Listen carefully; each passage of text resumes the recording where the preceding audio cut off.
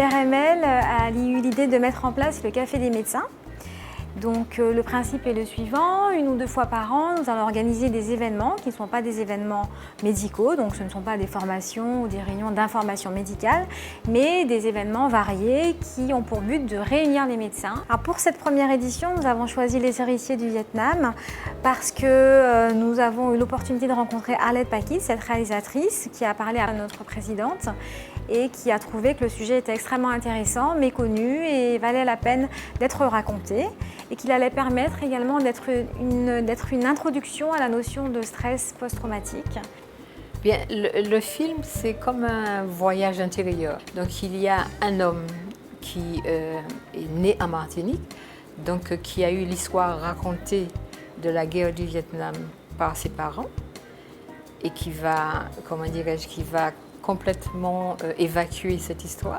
Et puis vous avez une femme qui, elle est née au Vietnam, elle a connu la guerre, elle arrive en Martinique à l'âge de 9 ans, donc elle a vécu cette guerre. Donc, et j'ai tendance à dire qu'il y a pour un la perte du Vietnam et pour l'autre le manque du Vietnam. Alors ce film est remarquable parce qu'il nous montre l'histoire d'un traumatisme psychique qui touche une collectivité, qui touche même toute une nation qui a été impactée par cette guerre terrible du Vietnam. Toutes les guerres sont terribles, mais celle du Vietnam est tellement chargée d'ambiguïté, d'ambivalence, de paradoxes, de honte, de culpabilité, que même ceux qui ont été victimes de la guerre parce qu'ils ont pris les bombes, ont été pris dans ces conflits, se sentent coupables d'avoir été là.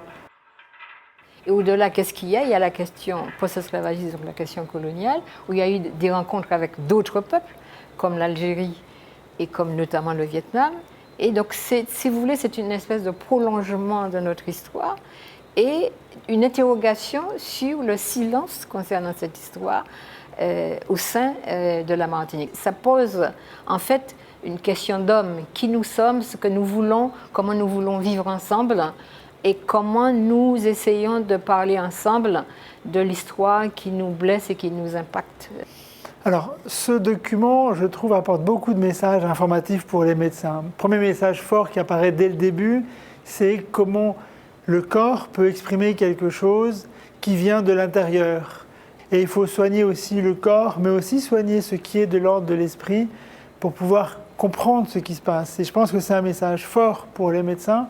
Quand une blessure somatique apparaît, il faut bien sûr la soigner, mais aussi savoir interroger quels sont les mécanismes psychologiques, psychiques ou psychiatriques qui ont pu favoriser l'émergence de ce trouble. Et que les médecins sont encore aujourd'hui insuffisamment préparés à entendre la violence émotionnelle qui peut être dite. Et parmi les blessures que des patients viennent nous dire, il y a des blessures qui peuvent résonner de façon particulière pour le médecin parce que ça vient toucher quelque chose de l'histoire de sa vie, de lui-même ou de sa famille. Et le comportement fréquent du médecin à ce moment-là, ça va être d'éviter le problème ou de le renvoyer vers quelque chose d'autre et d'éviter de s'approprier une démarche médicale de la question parce que cette question est trop douloureuse pour lui.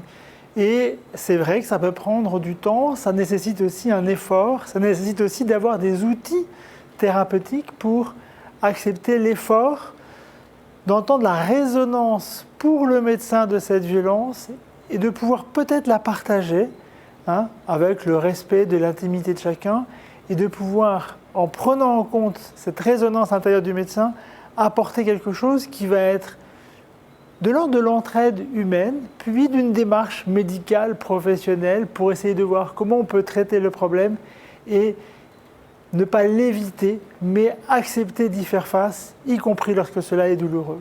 La salle était remplie, donc les gens posaient beaucoup de questions, il y a eu beaucoup d'échanges à la fin du film. Donc j'ai vraiment eu l'impression que les gens étaient ravis. D'ailleurs, c'est ce qu'ils ont dit lors du petit cocktail qui a suivi. Donc je m'adresse à tous les médecins qui regardent cette vidéo. J'espère qu'ils viendront nombreux la prochaine fois.